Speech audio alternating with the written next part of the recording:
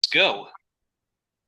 Well, hello everyone. Welcome to another edition of One Plus One, your place for inconvenient truth telling and myth program. Uh, your place for your place for inconvenient truth telling and myth busting. See, that's the heat getting to me. On the program, we return to our All Things Africa edition, our journey across the continents and looking at the history and current affairs of each nation. We now explore the West African country of Niger, and who better to teach us about this country or any African country than our returning champion, the brilliant historian and journalist and activist Abayomi Azikiwe of Pan-African Newswire, and also a frequent contributor to Black Agenda Reports, who will be our guide on this trip to Niger's history and current affairs. So, Abayomi, first off, welcome back to the program. Always an honor to have you on. Thank you so much, and I hope you're surviving the heat. And it's very hot here in North America as well. We'll just have to bear with it with the tropics in the north. Exactly, and likewise to you. Always a pleasure to have you on. And actually, just before we talk about Niger, normally I don't do this, but there is so much things happening, and you know, and you were too generous with your time the last 2 weeks, so we're not going to be. So I'm not going to be asking you for extra time to talk about so much of the stuff going on in the world, but I do have to talk about. But I do want to give some incredible news that's been going on. Uh, so first off, a federal court in Australia did something incredible, which I'm surprised isn't getting, more attention, especially with so much, you know, especially with Israel's ongoing slaughter going on in Gaza and in the occupied territories. But a federal court in Australia rejected the adaptation of the IHRA working definition of anti-Semitism, which conflates anti-Zionism and anti-Israel expression with anti-Jewish sentiments. The one of the justices, Justice Stewart, said the following: political criticism of Israel, however inflammatory or adversarial, is not by its nature criticism of Jews in general or based on Jewish racial or ethnic identity. The conclusion that it is not anti Semitic to criticize Israel is the corollary of the conclusion that to blame Jews for the actions of Israel is anti Semitic. The one flows from the other.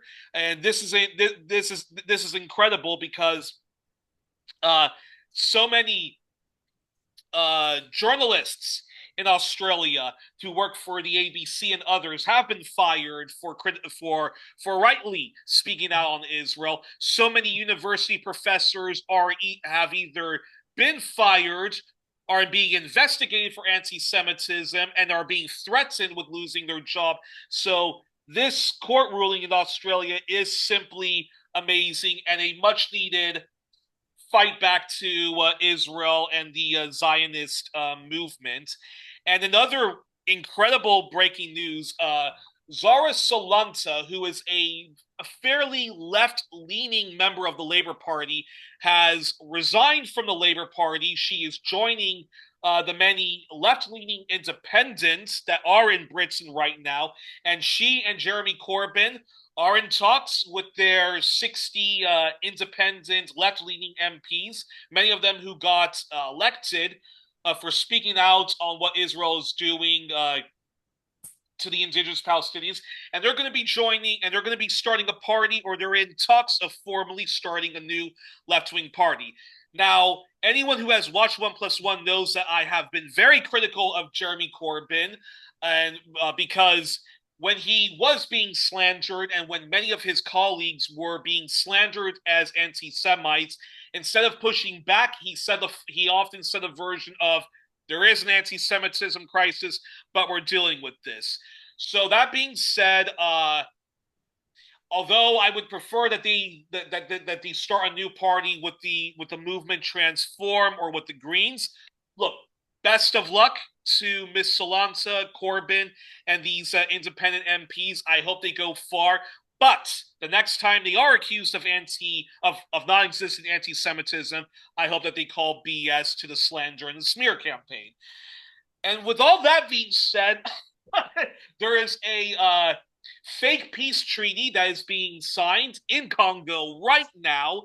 It is a complete surrender of Congo's sovereignty and Congo's resources to the United States and to Rwanda. And then on top of that, there are mass uprisings going on in Kenya against not just police brutality, but against the state terrorism and the neoliberal voodoo economics of William Ruto.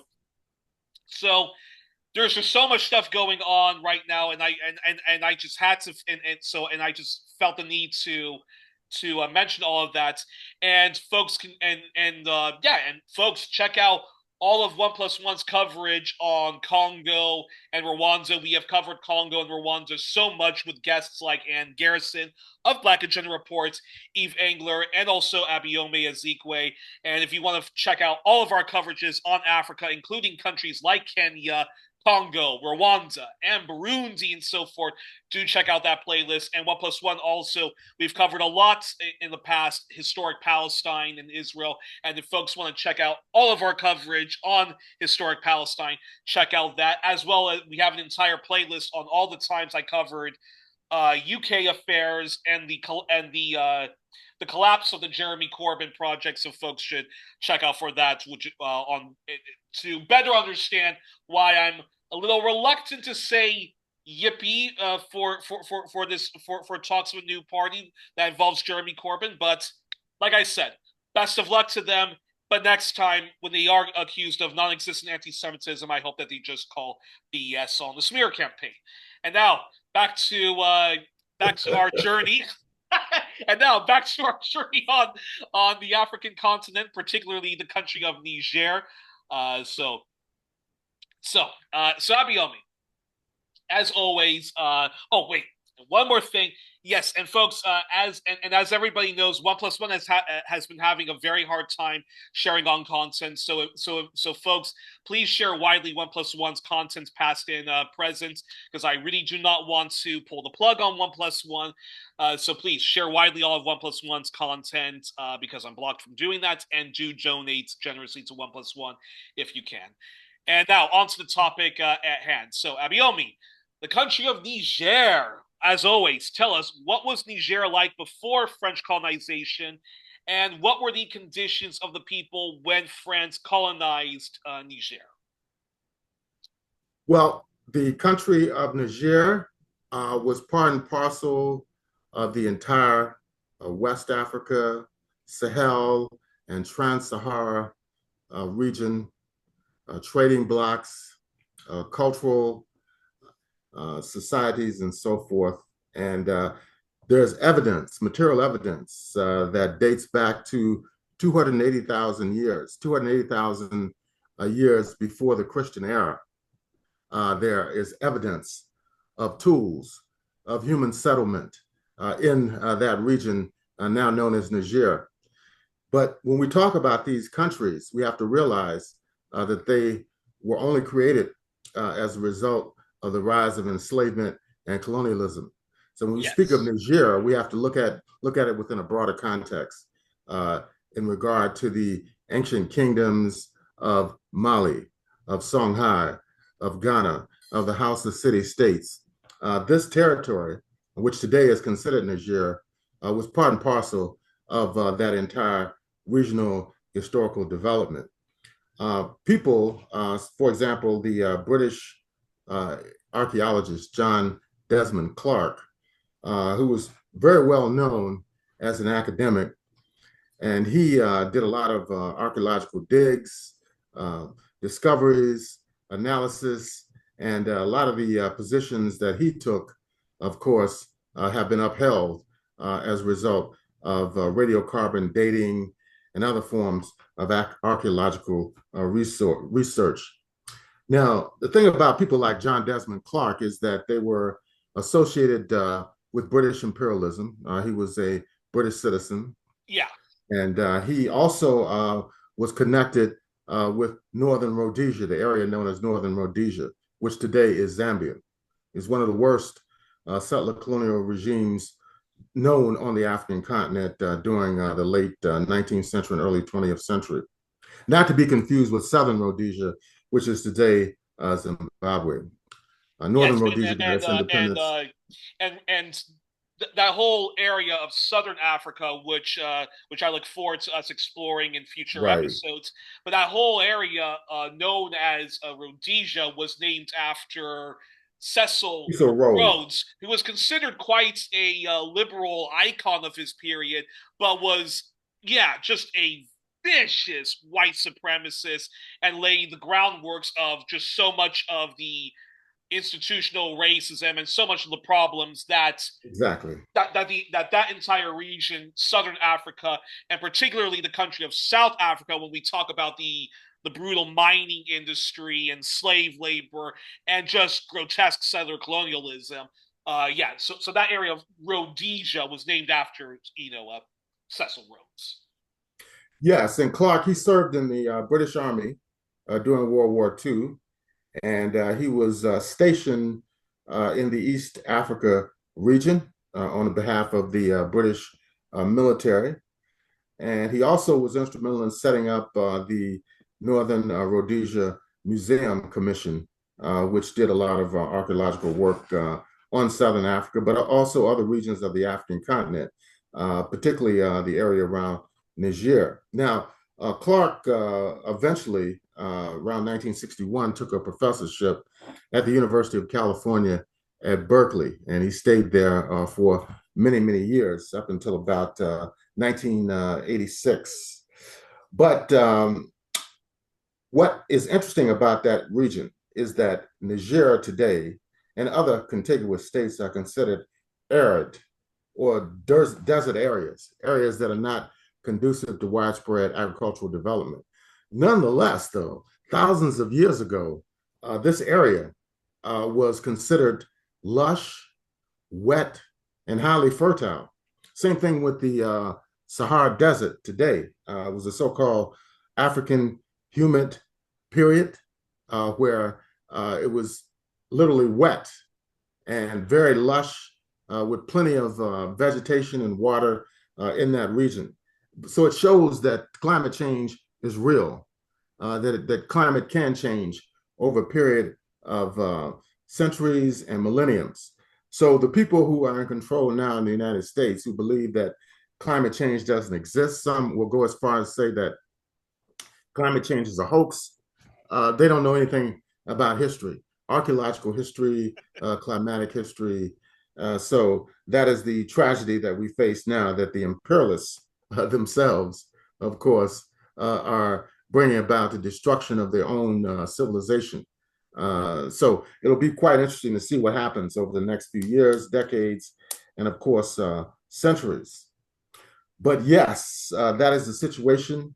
It was a very vegetative area, and it was closely tied in to other cultures and civilizations that developed during that period. For example, the ancient kingdom of Ghana, for example, which can be traced back at least to the 8th century, and that was the predecessor to the ancient kingdom of Mali. And Mali existed during the period that was considered medieval in Europe. And then that, of course, fell way to the ancient kingdom of Songhai, which lasted up until the end of the 16th century. So these countries, these civilizations such as Ghana, Mali, and Songhai encompassed many of the areas of modern day Niger. Also, you had the Boer culture, which is another ancient culture and civilization that can be dated back from 200 AD until 1300 AD. And this was marked by distinctive art forms, the terracotta sculptors, the funerary sites, the burial sites around mounded areas in West Africa. In 1983, there was a huge expedition that found a lot of the Boer cultural statues and artifacts. and they became highly in demand to the point that later on in the 1980s, these areas in Niger were heavily looted by people who wanted to sell them to Western museums and art collectors. And this took place during the 1980s.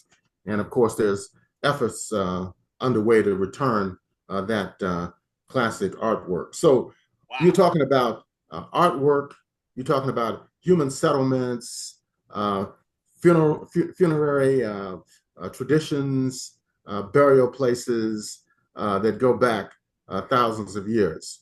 Agricultural production as well as hunting gathering societies coexisted in that area all the way up until what's considered the medieval period in Europe during the period between approximately the 11th century all the way up to the 16th and 17th century. So that is what was happening prior to the intervention of the enslavers. You had the Portuguese. Then later, there was the conflict between the British and the French. The French won out in that area, but they made a deal with the British to divide areas of West Africa. For example, Niger and Nigeria, the peoples that exist on both sides of the border were part of the traditional Hausa city states and Hausa kingdoms. These were highly developed civilizations, and they were united prior to the intervention of colonialism, where they were divided by the agreements made by the British and the French. These agreements were discussed as early as 1884 and 1885 during the so-called Berlin West Africa Conference during the latter part of the 19th century. But there was always resistance on the part of the African people, going all the way back to the early period of European intervention. Then, when the Europeans attempted to totally take over control during the late 19th and early 20th centuries, there were rebellions among people within the Hausa communities. And these rebellions existed and continued for years upon years upon years. So this just gives you some background information on what was happening there prior to the intervention of enslavement and colonialism. And Africa, of course, was instrumental in the rise of Western European imperialism. Scholars have documented this very, very skillfully. To look at people like, for example, Eric Williams, who was from Trinidad, wrote the book Capitalism and Slavery. It was published, it was written as a doctoral dissertation in 1944. He had a very difficult time finding a publisher in England to put the book out. He eventually found one in the US. And that book is important. You can look at other sources. Black Reconstruction in America by W.B. Du Bois. He talks about the rise of the United States. Would not have been possible without the vicious exploitation and oppression of African people. Walter Rodney's How Europe Underdeveloped Africa came out Yeah. in 1972. He documents a lot of this information as well. Then you have people like Thompson and others Vincent B. Thompson, who wrote a book, Africa in Unity, and also wrote a book more recently entitled The Making of the African Diaspora in the Americas from the 15th century to the early 20th century. So yes, Africa was instrumental in terms of labor and material resources that led to the rise of Western European capitalism and imperialism, both in Western Europe, particularly in the UK and France, but also in North America as well. So Niger played its role in that whole process. But we have to keep in mind that when we speak about these countries, they're not the same as they are today. A lot of these countries, people shared similar cultures and history. And as I mentioned, in Niger, they were heavily impacted by the Hausa civilizations and the Hausa city-states. Fascinating. And talk before we talk about how Niger became independent, whether it was a peaceful transition or one of violent struggle. What were uh, Talk to us a bit about what were some of the conditions of the people when France colonized. Yeah, when France colonized Niger. The area had tremendous wealth. They produced gold. They produced other products, agricultural products. People were involved in stone making tools, later iron metallurgy, uh, bronze, utilization of bronze also for civilizational and developmental purposes. So yes, the area was quite wealthy prior to the intervention of the European imperial powers. It's written about extensively by travelers going as far back as Herodotus, who wrote during the 5th century BC. He talked about the areas of northern Africa and West Africa.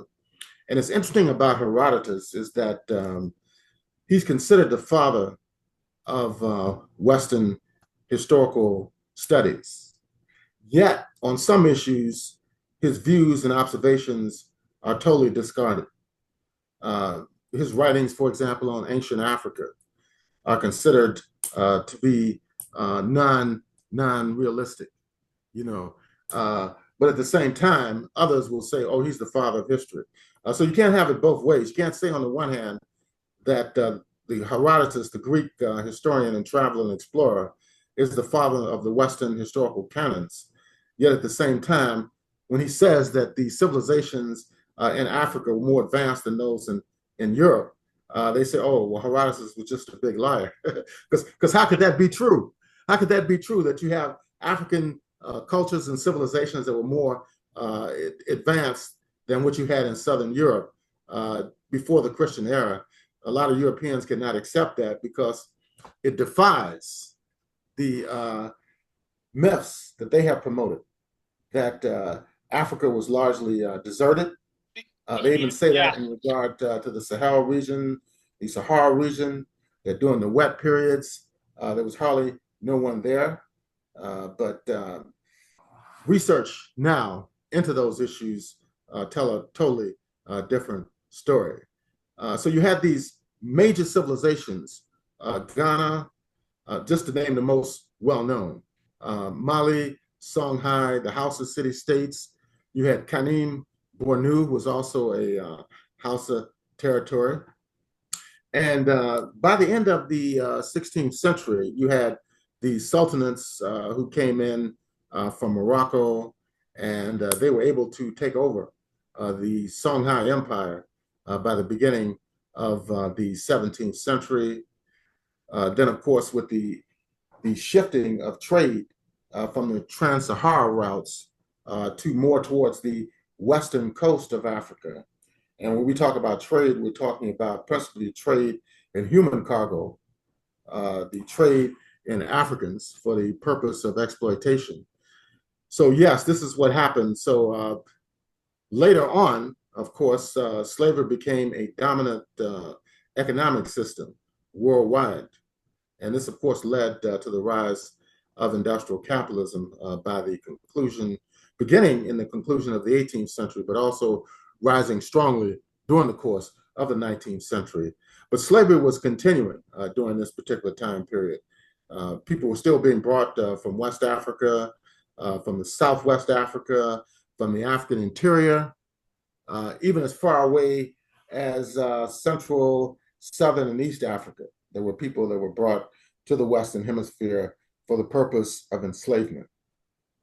So yes, by the early 20th century, the French had began to divide up these areas in West Africa for their own benefit. They set up cash crop economies and for export, and the systems under which they governed were vicious, and they were highly exploitative, and it caused a lot of dislocation throughout the West Africa region, including Niger.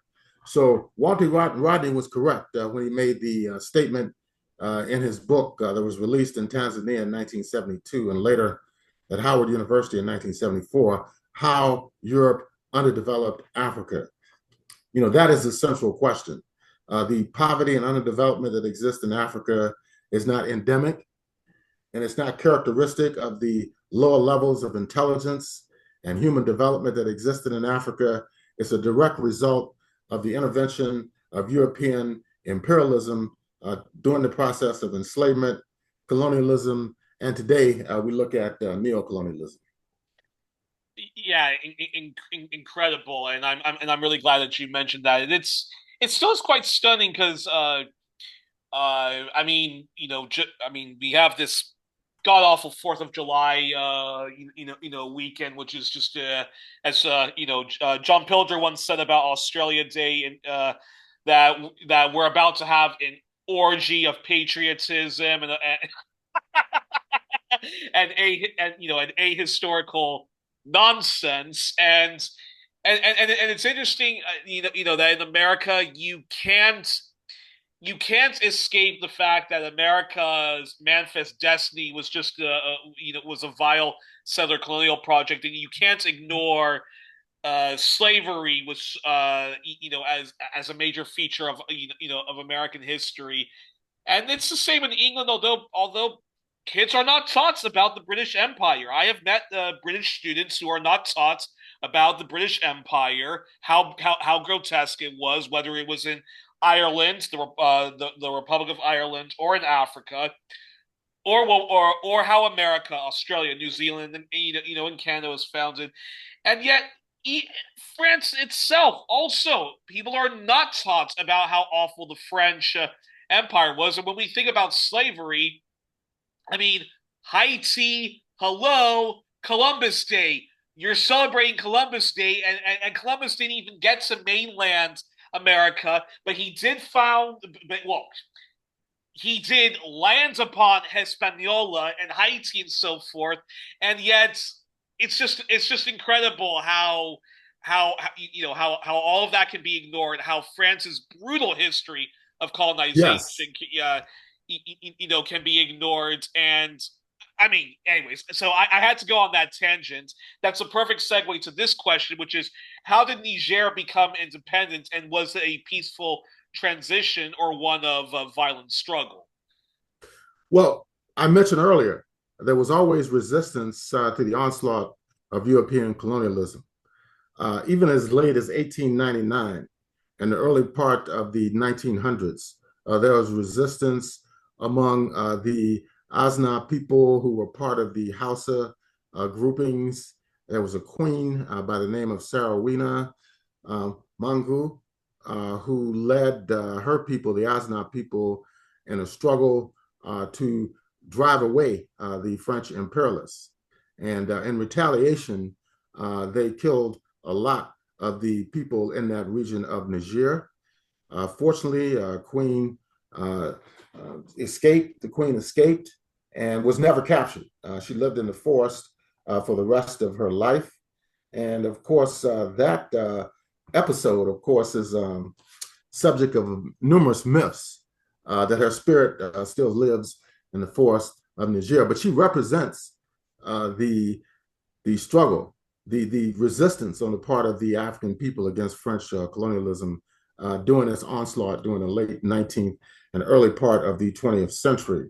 Later, of course, they turned that area in West Africa. It became a part of the broader French imperial Africa, which we talked about in previous episodes, whether it was Brazzaville. We talked about other countries that were also a part of the French Empire on the African continent. And as a result of that, they went through various phases of colonial rule. We talked about in 1944, it was a conference held, the so-called Free French Republic Conference that was held in Brazzaville in 1944, in which they reconfigured their colonial administration across the African continent, setting up structures internally that would give ostensibly more control by the African people over their day-to-day lives. Also, they were involved in setting up more Africans coming to France to participate in the National Assembly there, representing their territories. And This Charles is de Gaulle was part of that, right? yes, the so-called He was vital part of Fifth that Republic. when he was the government in exile in Right. England when the Nazis invaded France. Yeah, they had taken over France. There was the Vichy government that was in charge there. And that impacted French colonial territories as well. There was a split, some who supported the Free French government, others that supported the Nazis that took over in 1940. So yes, this is what happened. And of course, they set up what they considered to be more of a liberal form of colonial control. But nonetheless, it was not satisfactory as far as the African people were concerned. So by the late 1950s, there was a strong movement in Niger demanding national independence. There was the formation of the Nigerian Progressive Party that was in the late 1950s. And of course, eventually the country became semi-independent through this autonomous system that was advocated by de Gaulle in 1958.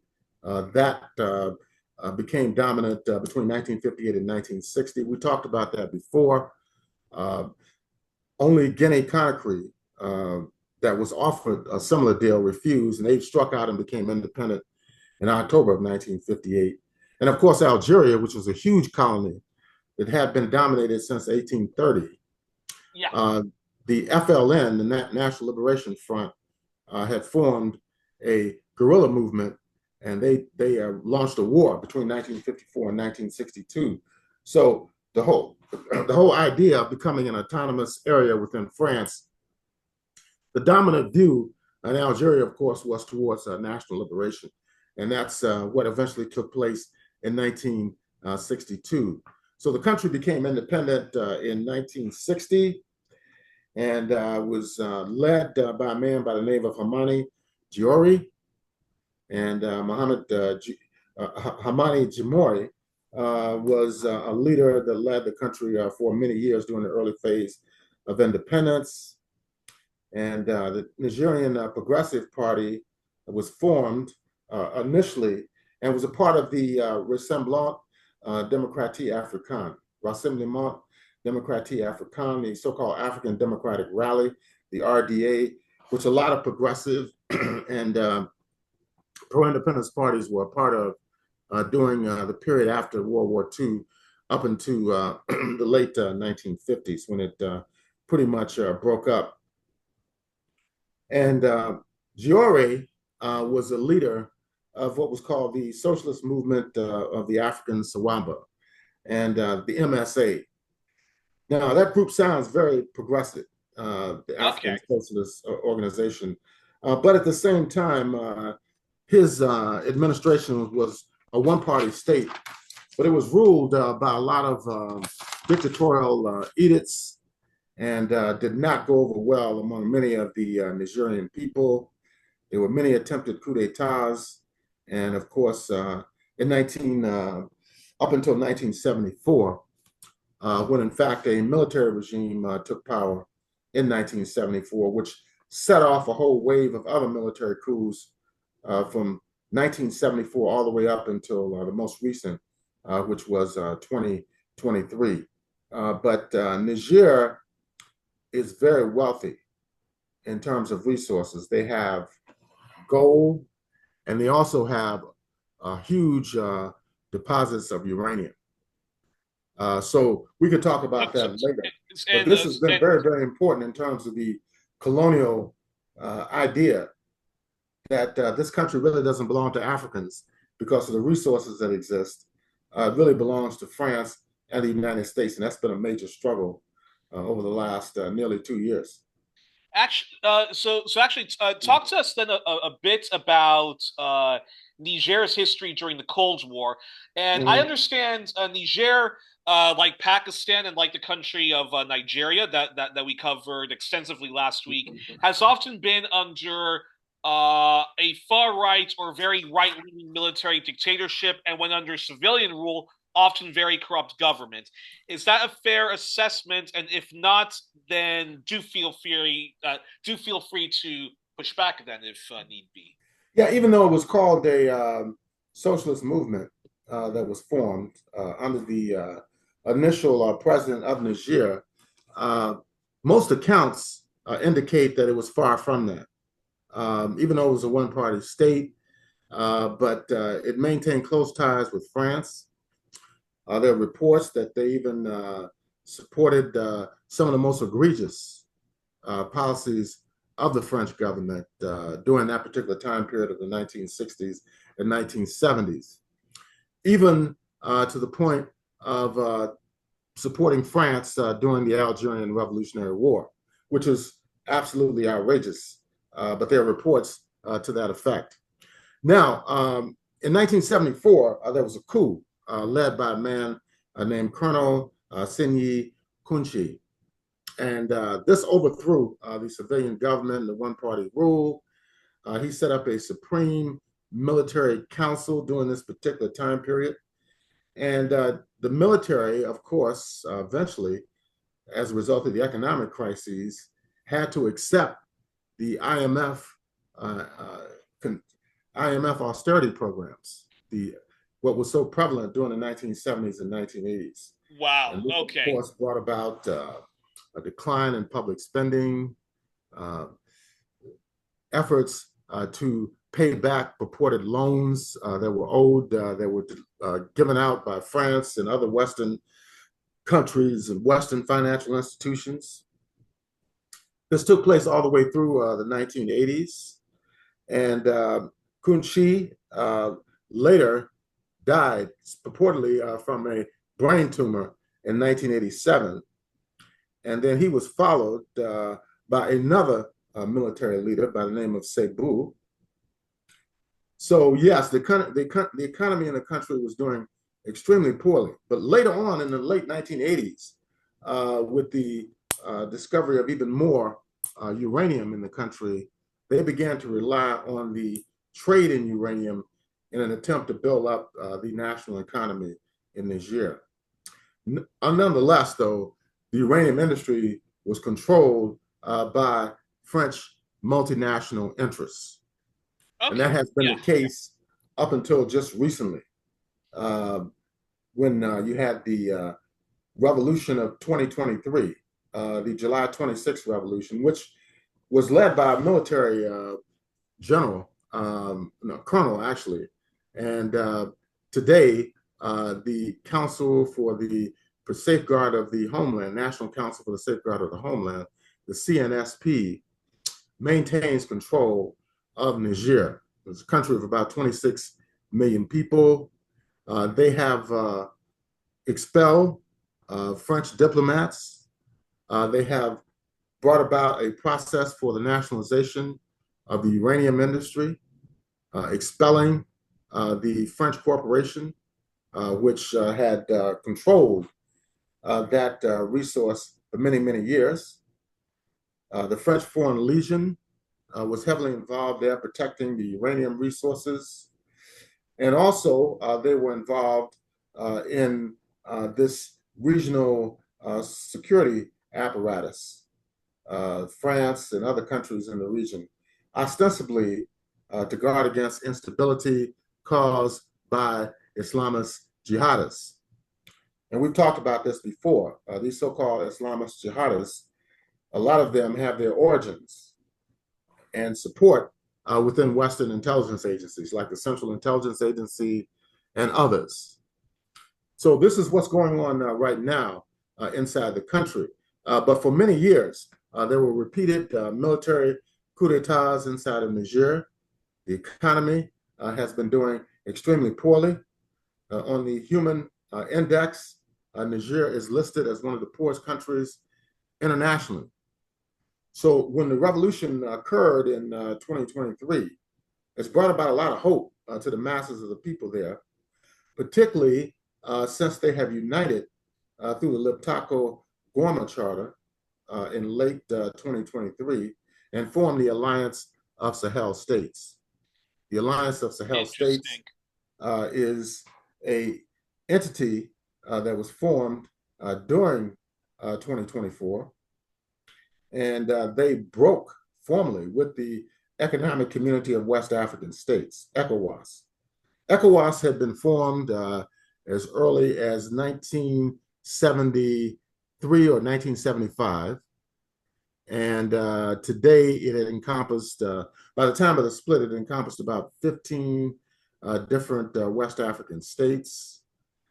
Yet, when the coup d'etat occurred on July 26th of 2023, Tinubu, Bola Tinubu, who is the current president of the Federal Republic of Nigeria, and who was the chair at the time of the Economic Community of West African States, threatened the CNSP government, telling them if they did not relinquish power to the previous, quote, civilian, unquote, president, Mahamadou Bazoum, then they were going to militarily intervene in Niger.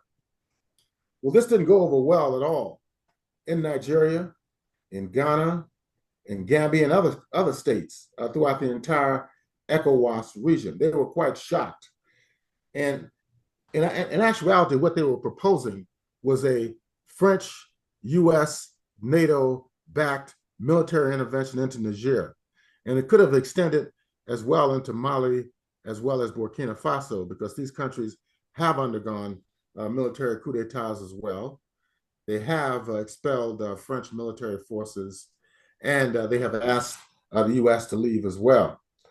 In Niger, the U.S. even had a drone station there, huge drone station in the Agadez region in the north, ostensibly, again, to guard against terrorism and Islamic insurgencies. But we know in all likelihood it was there to shore up and protect U.S. imperialist and French imperialist interests in the country. So when the CNSP came to power in July of 2023, interestingly enough, on the same day as the July 26th anniversary that's celebrated each year in Cuba, July 26, 1953. Actually, it was interestingly enough, the 70th anniversary of the attack on the Makata barracks in Cuba. Yeah. Was also the coming to power of the CNSP in Niger. So all of this has been going on. And yes, they've been expelling French military forces, U.S. military forces. AFRICOM is in a dire straits right now. So is the French Foreign Legions, the G5, the French G5, Operation Berkane. All of these right now have been largely interrupted and disrupted because of the developments that have been taking place in the Sahel region in West Africa. There have been many attempted coups against the CNSP over the last 2 years. And there's been attempts in Burkina Faso as well under Ibrahim Traore. And of course, this government, which is headed by Abdul Rahman Mini, who in fact is a military leader and is extremely popular inside the country. So interesting. What's interesting, even more so, is that these countries are landlocked, all right? They're considered extremely poor countries, but they have resources. They have gold, they have uranium. But what's really surprising is that the political process that's been going on in these three countries has drawn tremendous international solidarity, not only in West Africa, but throughout the entire continent of Africa, and also in the Western imperialist countries. Word has gotten out that there's a revolutionary process that's going on in Burkina Faso and Niger and Mali. And delegations have left the Western Hemisphere and traveled there to express their solidarity with what's going on there.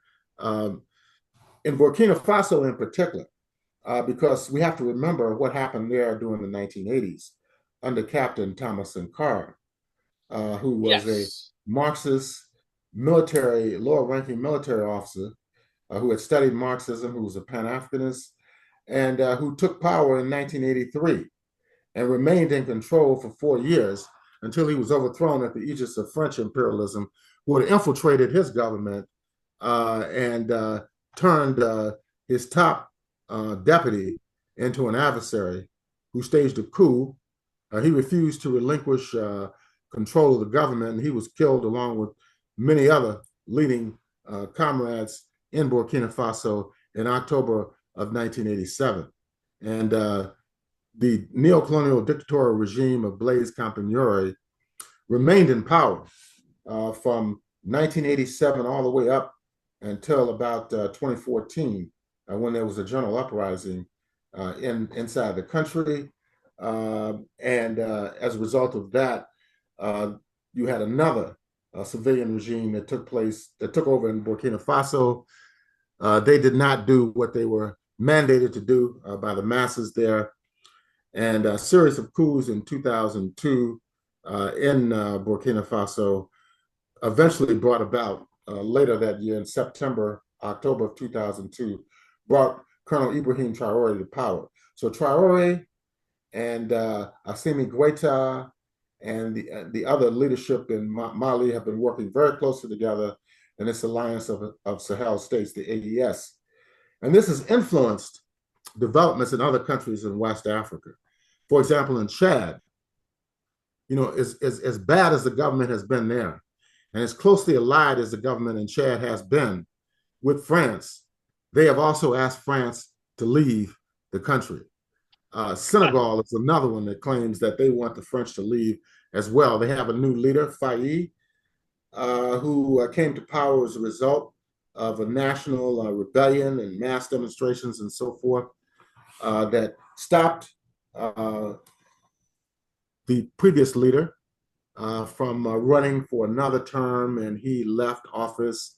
And now they have a young, youthful president in Senegal as well. So I think France and the United States are quite concerned about the developments that are taking place in West Africa. Fascinating. I actually do have some questions prepared for that, but before let's go a little bit back in time then, Yes. which is what was Niger's place during? Well, you've already sort of answered a lot of these questions, but let's revisit some of them. Which is what was Niger's place during the Cold War, and what was its relations with Western imperial nations and the USSR and the communist socialist bloc countries and so forth? Yeah, I was pretty much allied with the West, heavily under the control and tutelage of French neocolonialism. And of course, in other countries, it was similar. Although in Mali, for example, you had Modibo Keita, who was the first president there in 1960. He was a progressive Pan-Africanist and socialist, and he was allied with Kwame Nkrumah and Ahmed Sékou Touré. They formed the Ghana, Mali, Guinea Union in 1960, although Modibo Keita was overthrown in 1968. And of course, Sékou Touré was overthrown in 1984. But before either one of them, Dr. Kwame Nkrumah was overthrown at the aegis of the Central Intelligence Agency and other Western imperialist powers in February of 1966. So there's been this ongoing ideological and political struggle throughout West Africa since the 1950s between the Western imperialist countries and the alternative forms of development and political orientation. And do you think that influenced and do you think that influenced Niger to not uh yeah, do you think that influenced Niger even if they did have people who on paper claimed to be left wing, why they didn't pursue Yeah, radical left wing policies? yeah, you had a lot of influence by France within the military and within the political system. They were providing resources. They were taking resources out of the country. Every time there was a period of unrest, whether it was rebellion or whether it's an attempted coup d'etat, France would make a decision whether to intervene or not to intervene. In some cases, they would intervene on the side of those who they considered more viable allies. Interesting. And they attempted to do that in 2023, but fortunately, this time it did not work. They definitely tried to do that. Yeah. And what are some of the big French mining companies? And are there well, this probably is a stupid country, but I know Canada has a lot of influence in African affairs. We actually Yeah. have influence in African Oil. affairs. And Canada Other has mining, yeah. and Canada has a huge mining industry. So are a Mhm. lot of Canadian mining companies and a lot of Australian mining companies, In Mali, yes. In fact, in Mali right now, they're but also undergoing a huge Niger. struggle. Yes. Okay. Niger was a little bit different, but in Mali, there's a huge struggle that's going on right now over the mining industry. And some of their executives from these mining corporations have been arrested, detained, they've been fined, they've been expelled from the country. So, yes, there's a big effort to try to take back the resources that exist in those countries. But in Niger, the uranium resources was almost totally under control of the French multinational corporations. So it's a bad, bad situation, and it's way past time that this be changed. And but I know security is a major concern with the attempted coups in Burkina Faso, in Niger, as well as Mali. There's a strong indication that France and the United States is not going to just walk away from this. They have other priorities right now. Regard to Eastern Europe, the situation that's going on right now in West Asia. Yeah. They're trying to contain and overthrow the government in Iran. They're trying to weaken the resistance in Yemen, the Ansarullah, and also trying to totally wipe out the resistance in Palestine and Lebanon, Hamas and the other resistance groups in the Gaza Strip, And of and course, also the and of course, sadly, they were successful when it came to overthrowing the Syrian our Republic exactly still doesn't get enough credit as being part of the Axis axis of resistance resistance. Yeah, and part of an alternative left bloc and whatnot. so that's that's important, yeah. very important, because what they did in Syria, for example, overthrowing the Syrian Arab Republic, it was a years long process.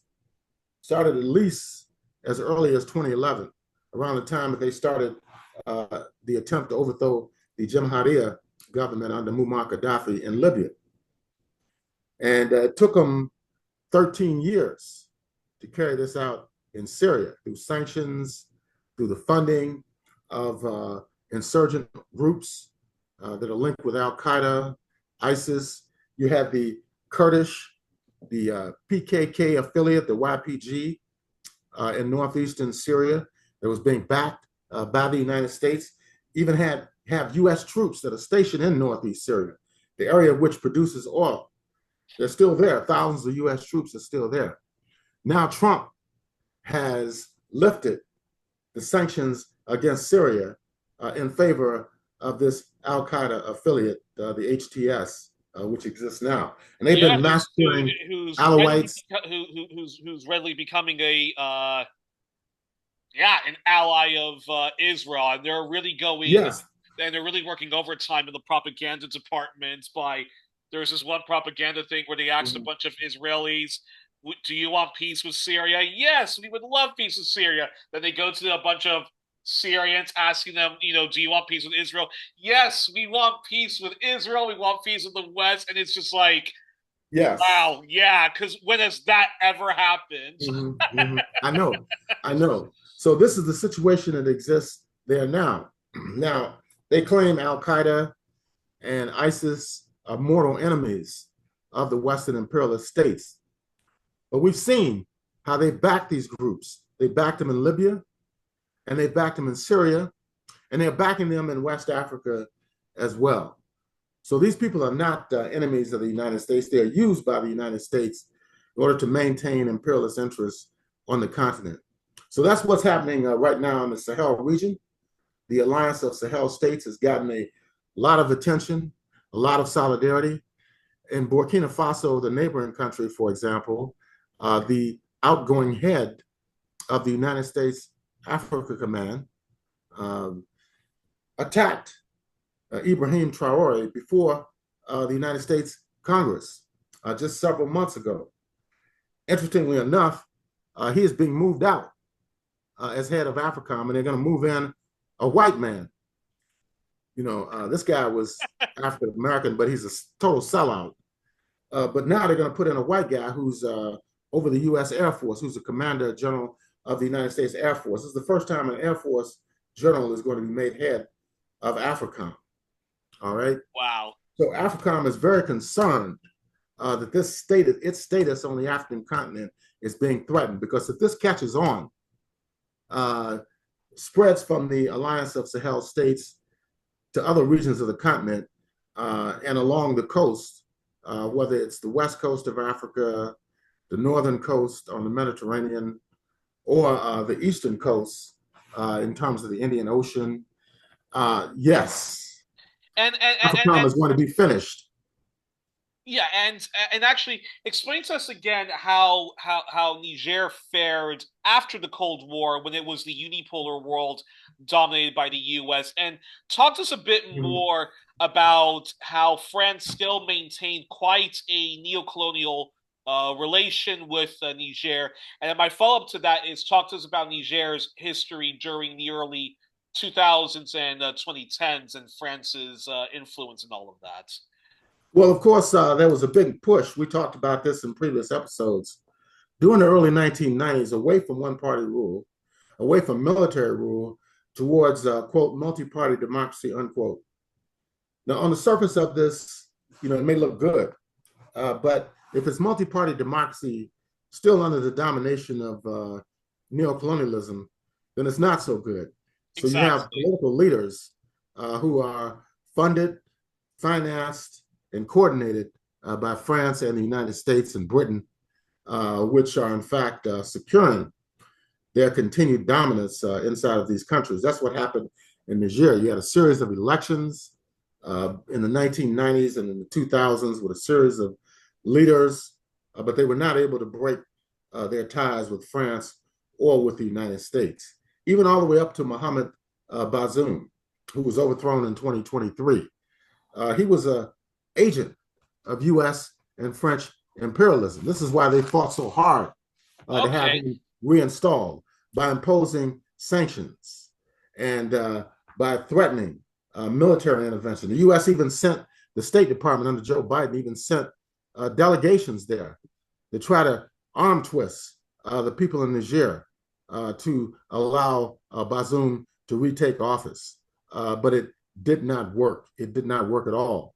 And even Trump, with utilizing this guy from AFRICOM, Michael Langley, that did not work either. So he's being moved out and someone else is being moved in. And we're almost certain that they're continuing to spy, to attempt to bribe people, to stage some type of orange or color revolution in Niger, but not just Niger, also Burkina Faso and Mali, in order to reinstitute the direct French neocolonial system that exists in all three of these countries, where AFRICOM and the French Foreign Legion will have free reign, and they will dominate the uranium, gold, and all the other mining interests that exist in those countries. That's fascinating. So, talk to us a bit more about Niger during its presence, during the present time. So, it is under a military junta again. Right. You've already answered this question, but talk to us a bit more about what makes this one different from the ones of the past. Because wasn't Niger one of the first countries? Yeah, because Niger was actually one of the first countries in recent years in the Sahel and parts of West Africa, which has recently been rebelling primarily against French neocolonialism, correct? Yes. Well, it's the politics that makes it different. Okay. For example, someone like Thomas Sankara can go back 40 years, 42 years to be exact. He was a military leader, lower-ranking military leader, but he had Marxist and Pan-Africanist politics. So that made him different. We've seen this in other cases as well. The overthrow of the monarchy in Ethiopia in 1974 by the Provisional Military Committee, eventually led by Mr. Mengistu, which attempted to transform the so-called DERG, or the Provisional military organizing committee into a Workers' Party of Ethiopia in the 1980s. He had a very close alliance with the Soviet Union, the German Democratic Republic, the Republic of Cuba, and other progressive governments on the continent and liberation movements. They were instrumental in training.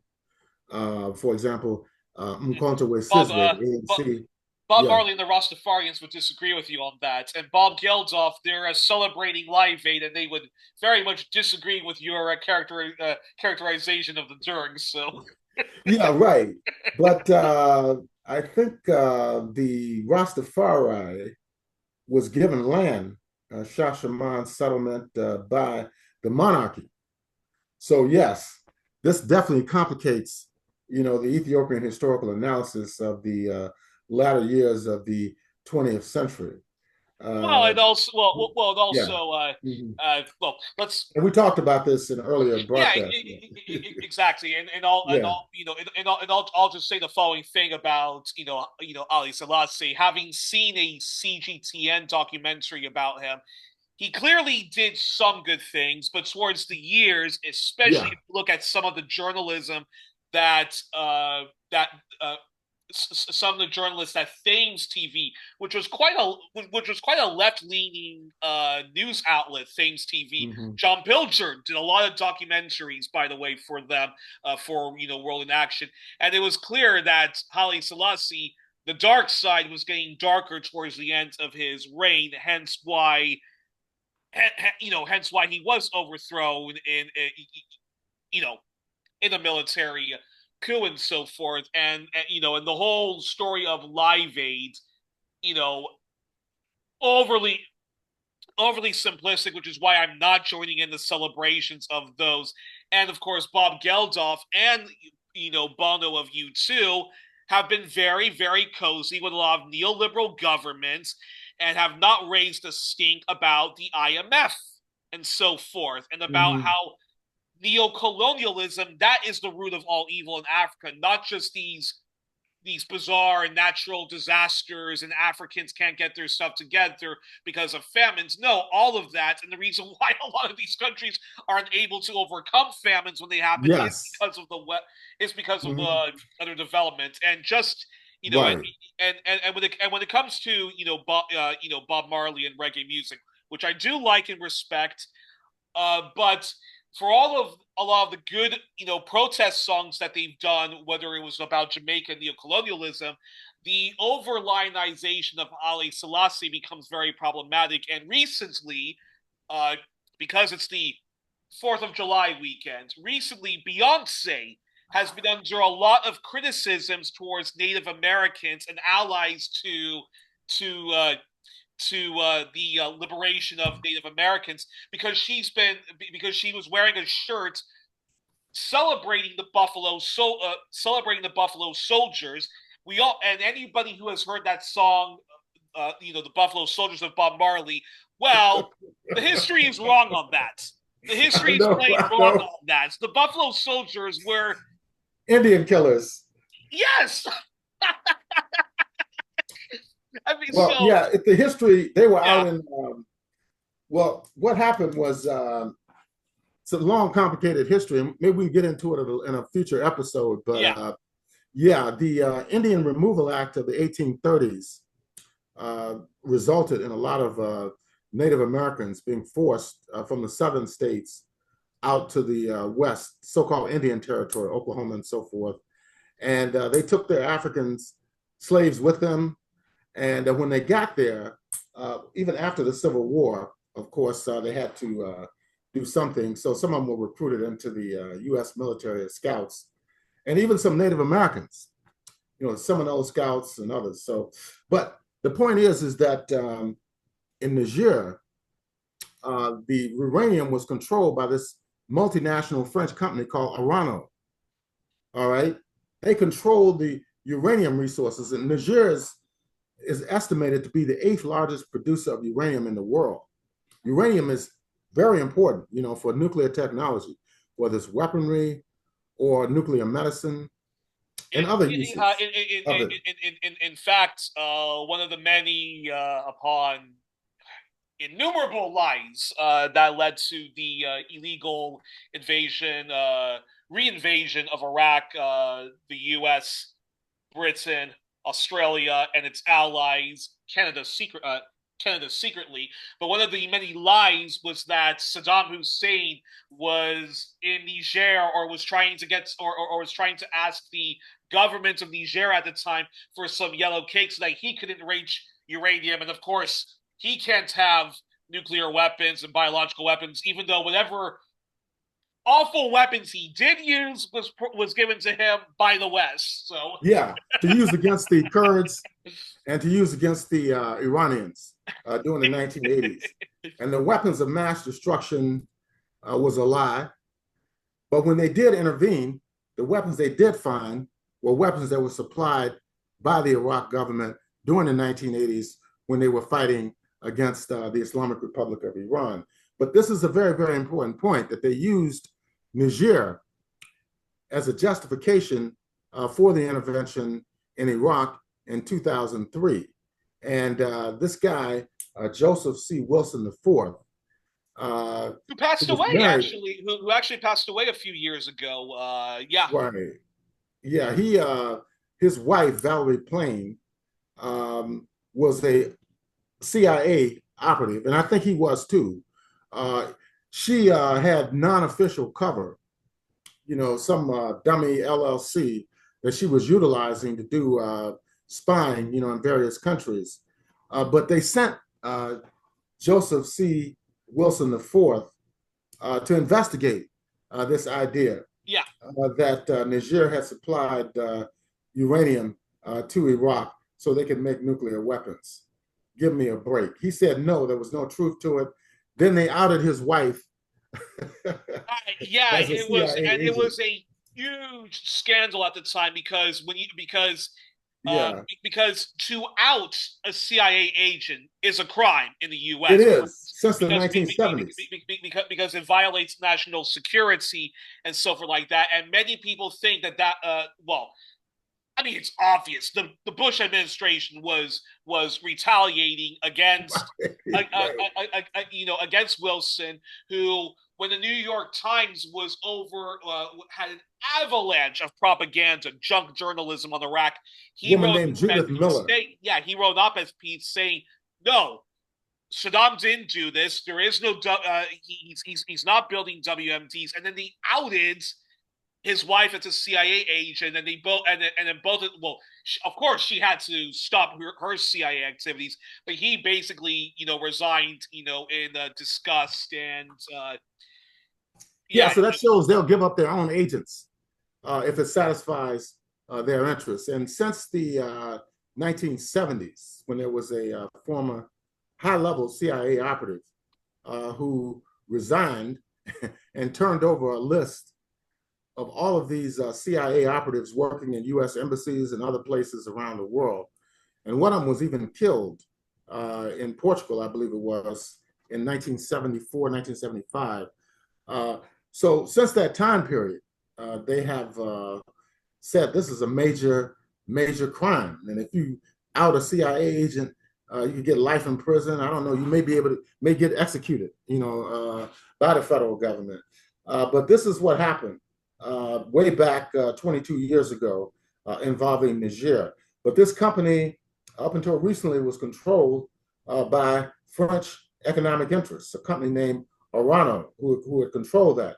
Another important development that occurred in 2017 through AFRICOM was that 4 Green Beret soldiers were killed in Niger, yeah, and this was under the administration of the first Bush administration, the first Trump administration. All right, 4 Green Berets were killed there. They never came up with any explanation, first, on what were they doing there, and secondly, under what conditions were these Green Berets killed. It was yeah, never an explanation given. I believe Chuck Schumer was like, I didn't even know we had operations in the Niger, and even Ilhan Omar, who Ilhan tends to Omar from Somalian tends American. tends to be one of the more left leaning Democrats.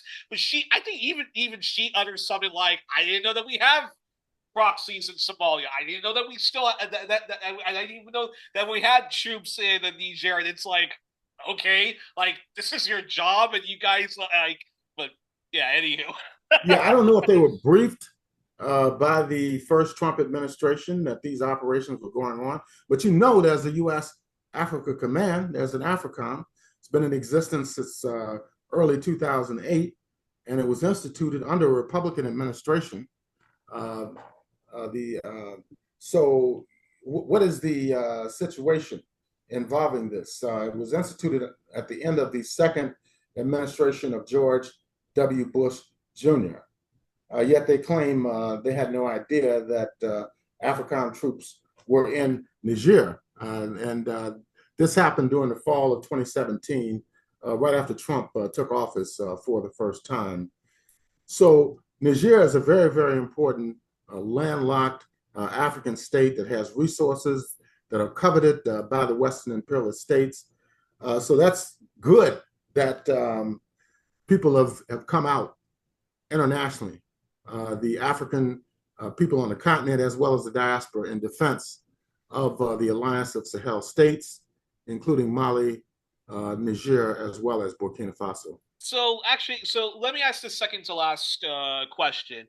Are there any signs or red flags that the current government in Niger is pivoting to another reactionary junta that will advance a far right agenda, or it hasn't, or it hasn't? But we have to remain vigilant and monitor what France and its allies' next move will be. Now, and the reason why I asked this question, Mm-hmm. you already sort of mentioned this earlier in the program, but I know the Black Liberation Alliance, which is a small UK-based pan-Africanist leftist group, which does have multiracial members.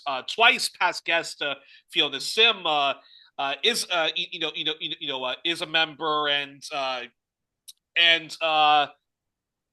I believe, and yes, and the Black Alliance for Peace and other Black leftist publications like Black Agenda Reports, Hood Communism, the journalist formerly known as Christian Shinjiro of the Canada Files, and the now defunct African Stream have been quite supportive of this coup government. Uh, be, uh, but at the same time, the military overthrew a government whose ruling party was the Nigerian Party for Democracy and Socialism, led by Mohamed Bazoum, who, when reading about at least the party on Wikipedia, their ideology is center left, democratic socialism, social democracy, is a member of Socialist International and Progressive Alliance. So again, yeah. So why should in your opinion, yeah, why should leftists and anti-imperialists applaud for the first time this Niger coup and the current military junta? Well, it's the politics of where they're coming from. Yeah. Therefore sovereignty, therefore genuine independence, and therefore African unity. And they have a very close alliance with the Russian Federation, which does not routinely interfere in the internal affairs of African states. So this is why people have rallied in solidarity with them, whether it's Ibrahim Traore, or whether it is the leader of Niger, Abdul Rahmani Chiani, head of the CNSP. They have become very popular, not only inside of West Africa, but internationally as well. So I think that people should continue to support them. It's not perfect. Of course, no society is perfect. But at the same time, it tells you something that France and the United States wants to have them overthrown. They're spending a lot of resources, monetary, military, as well as propagandistic resources to demonize these countries, to create the conditions for them to be removed and to be replaced by neo-colonial puppets, which have existed there for many, many years. And quick follow-up question.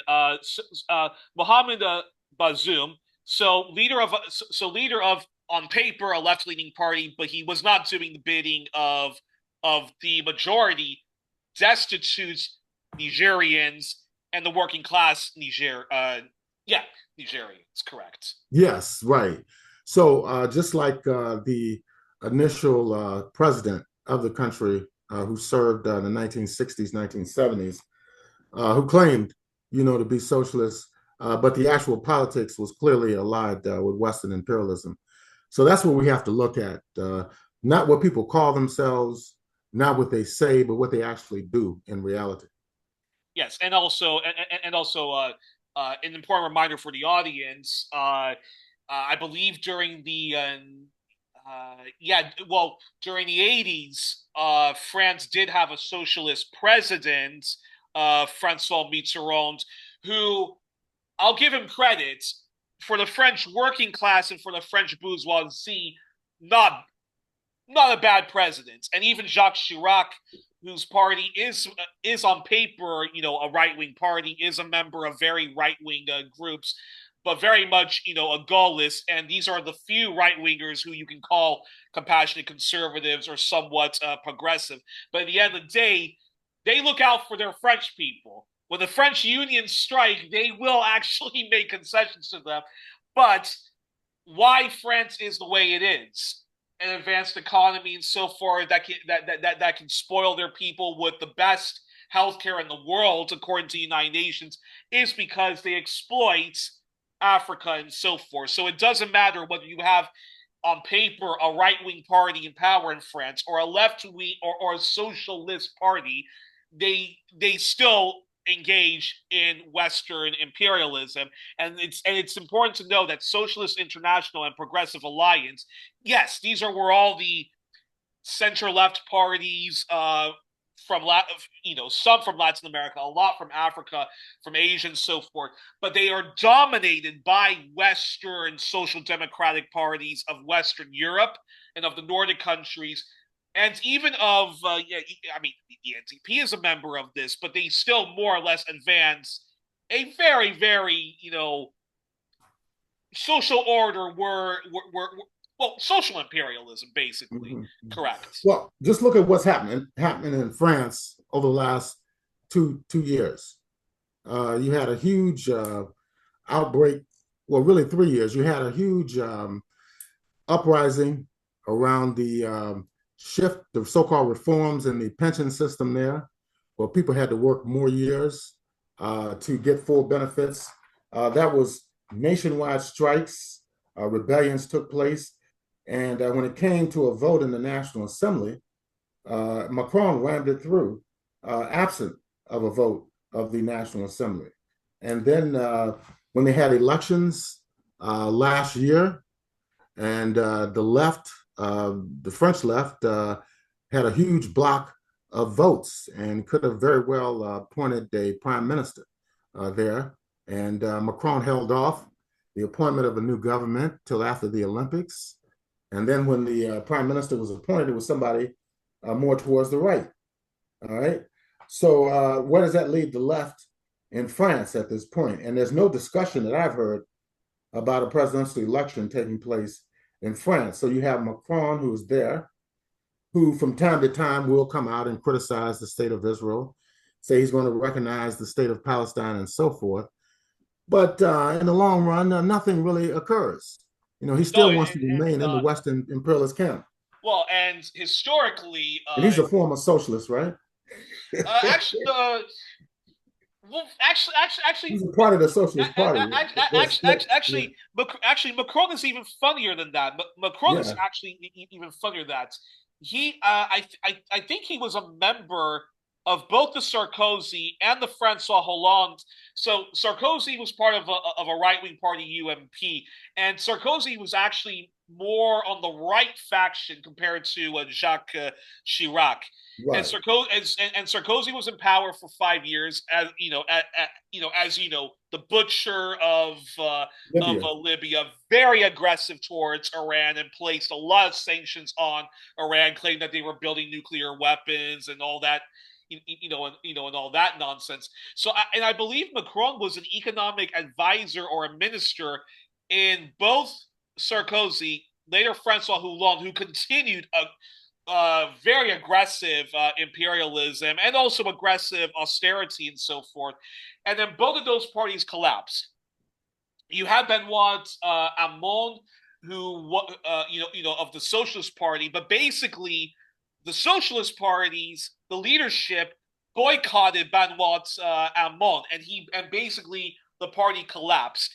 And those socialists and Sarkozy's own people of the UMP, which renamed themselves the Republicans, the Francois Fillon, he was under investigation of engaging in lots of nepotism when he was a businessman.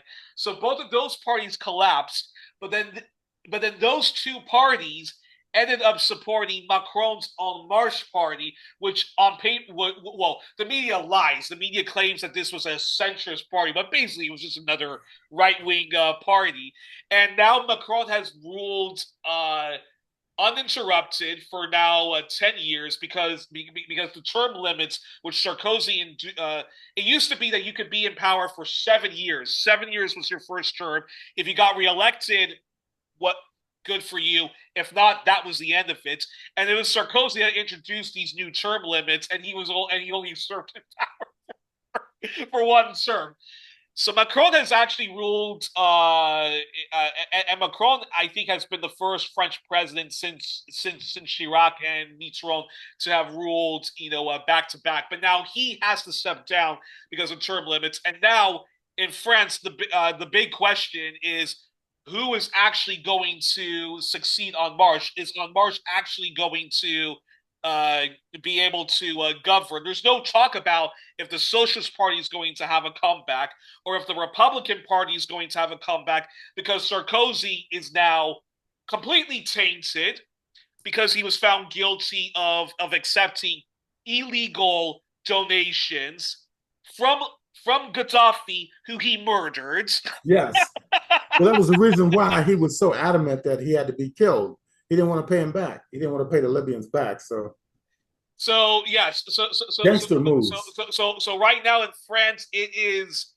It's going to be a wild card, and we don't know if Marine Le Pen will be allowed to run because she is supposed to be barred Yes. from running for office for 5 years because a court found her guilty of using EU money because the National Front or Rally of the Republic, whatever is the name of that party now, because they've also renamed themselves.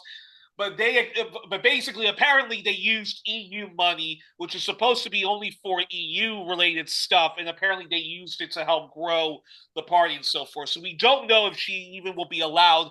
She has appealed the decision, so it's going to be quite an interesting French season Yes. when it happens. And Dominique de Villepin, who was the prime minister under Jacques Chirac and was a member of the party, who Sarkozy launched a lawfare against him. Sarkozy tried to launch sort of a lawfare against him. He was found innocent of whatever corruption Sarkozy's government accused him of. And he's actually, he has said that he is thinking of getting back into politics, but basically he wants to run a campaign the way Macron run, which is, I'm not far right, I'm not far left, I'm a little bit to the right, I'm a little bit to the left. So he's trying to launch this huge Big Tent thing, and he has become quite popular in French corporate media and state media because he has been using his platform to actually speak out a little bit against Israel and says what Israel is doing to Palestinians is horrendous. But of course, when he was in government, he was, not very aggressive in holding Israel to account. So it's going to be a very interesting. It's going to be a very interesting French election season. And Most definitely. Most definitely. But the U.S. and France both at this stage are quite nervous, about these developments that are taking place in West Africa. And you mentioned this agreement that was signed between the Congolese government and Rwanda. Yes. Uh, I don't see any positive anything. An awful surrender. Yeah, that's what it looks like. And I cannot believe Felix Tshisekedi, who on paper his party is supposed to be a left wing party and so forth, for him to have done what he did is it's just total surrender and a complete insult, especially when you actually have Congolese people who actually want to join the military and are begging the military to kick out Rwanda and its forces. And as if the US, Canada, Belgium, France, as if all of those countries don't exploit Congo enough. Part Yes. of this surrender bill is that, yes, Congo will give a lot of its precious minerals to American companies, and it's just Well, we'll outstanding see. and We'll see if this holds.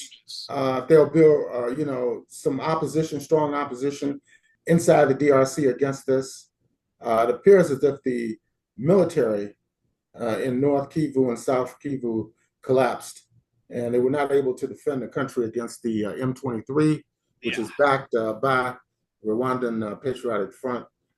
So it's a tragic situation, but the masses are the final determinants of all of this, and we don't know what the reaction is going to be throughout the country to what is happening, and it could very well spark, a rebellion against the current government of Felix Tshisekedi in Kinshasa.